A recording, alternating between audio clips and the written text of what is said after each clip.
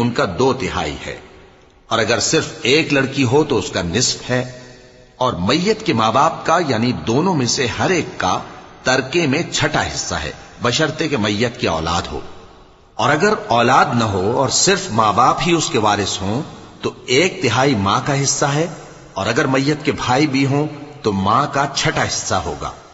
اور یہ تقسیم ترکہ میت کی وصیت کی تعمیل کے بعد جو اس نے کی ہو یا قرض کے ادا ہونے کے بعد جو اس کے ذمے ہو عمل میں آئے گی۔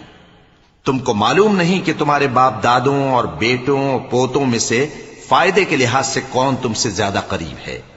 یہ حصے اللہ کے مقرر کیے ہوئے ہیں، اور اللہ سب کچھ جاننے والا ہے، حکمت والا ہے۔